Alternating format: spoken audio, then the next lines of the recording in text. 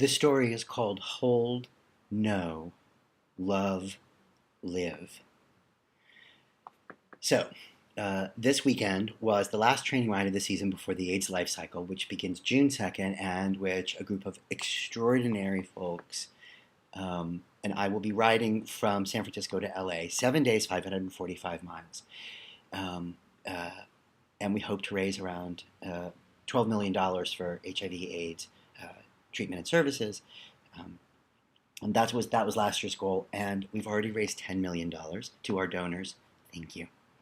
Um, so this weekend was the John Paul Memorial Ride, and it's the last official training ride of the season. And apparently, John Paul was an extraordinary man who met his HIV status with a lot of energy, and he created this space, which was a group called Positive Peddlers.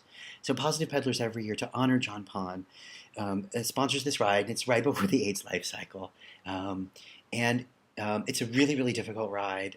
Beautiful. Up and down the northern coast. We go from San Francisco to Guerneville, and it's like wildflowers here, and California wildflowers. And then over to the left is the ocean, and it's crazy Northern California ocean, and there's otters and seals and stuff just yelping. And apparently, sometimes late in the afternoon in Northern California, there's like intense gusts of headwinds. I did not know this because my car has a windshield. So there's intense gusts of wind. And people are just like riding and trying to get through the next 10 miles. Positive Peddlers is, like John Paul, a group of amazing people with incredible energy and integrity. And they're a lot of fun. So some things happened on this ride.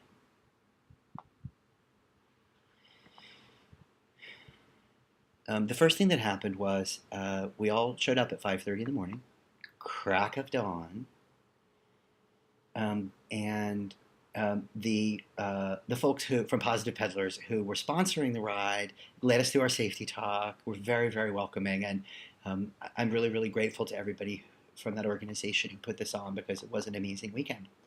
Um, but then we were invited into a ritual by an extraordinary woman named Julie Brown. And for my students, you know how essential I think ritual is to being alive. She asked us to get closer to the podium. She asked us to take the hand of a person to our right or our left and to close our eyes. And she asked us to imagine someone that we were riding to honor. That's Des. Which wasn't hard to do. I visualized my friend Kevin, my best friend from college, a star that burns brightly in my heart. And he passed away just shy of 30 years old after leading kind of an extraordinary years in his 20s. So I visualized Kevin, and then Julie, asked us to realize that we're holding the hand of, or somebody's holding the hand of people who are themselves fighting HIV/AIDS, and for whom this ride and this dedication is very meaningful. So it was a space that I needed, I think, because during that leg of the ride, when the headwinds were coming and it was really, really difficult, I was weeping openly pretty much the whole, it's 12 or 15 miles, so it's about an hour and a half. I've just, I'm just letting myself feel it, right? I mean, I know what I'm doing. I'm on the fucking AIDS ride, of course it's a cathartic experience. In fact, I know that's what I wanted and needed. But so I'm writing, and I know it's about Kevin, and I know it's about missing Kevin and wishing he could be here. So yes, there's survivor's guilt in there. But I felt like there was something else, and all I could do was think about these lyrics to this song, and I kept going over and over and over the lyrics. So I pull into the camp, and my dear teammates, Donovan, and on his way to get his bike, gives me an enormous hug and holds me, and Chuck and Gary and uh, everyone, Peter, um, and but I had gone to see Julie again because I hugged her and I said, stuff was coming up for me. She was awesome, of course. So the rest of the weekend, I was thinking about these lyrics to this song.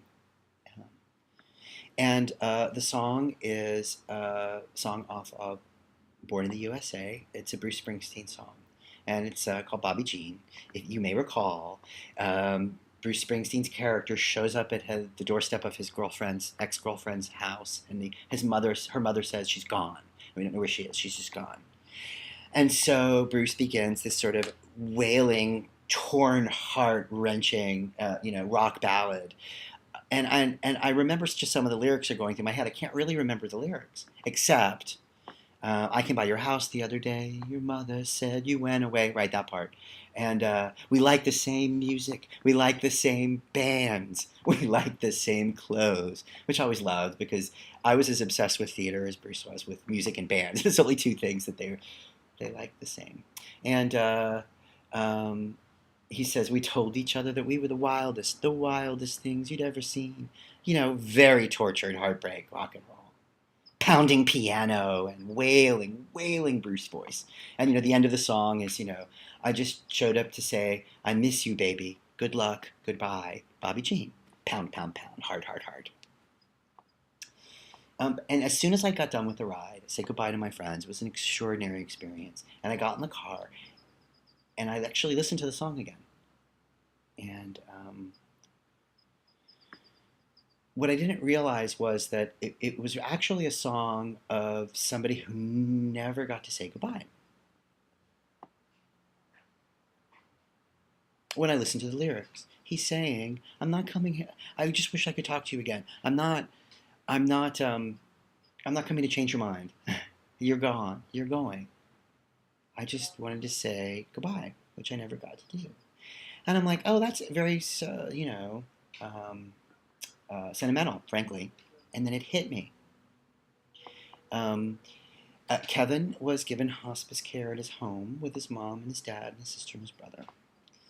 And that was in Mount Pleasant, South Carolina. I was by then in San Francisco.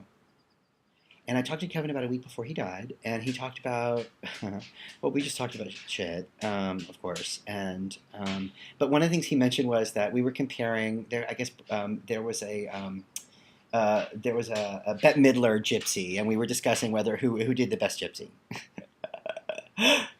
Because he had not really seen Gypsy, but he didn't realize that in the play, the gypsy Rosalie was the mother was Rose was such a monster, right?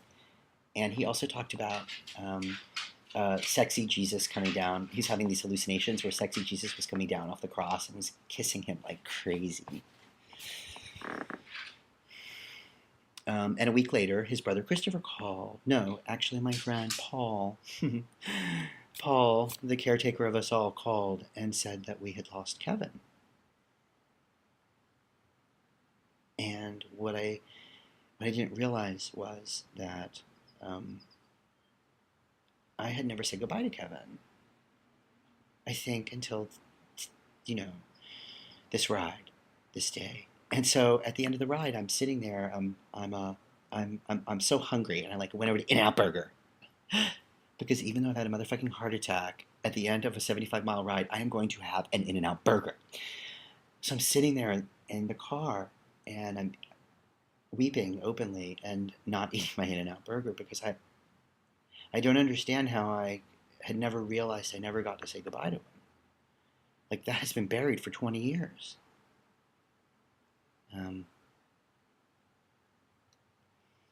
So,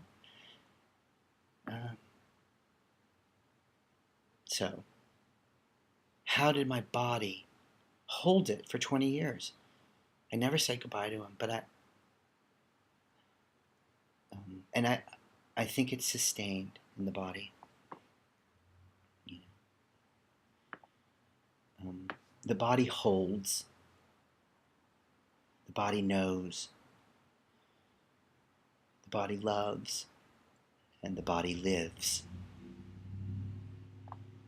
So in honor of Pause Peddlers and all my friends on the ride,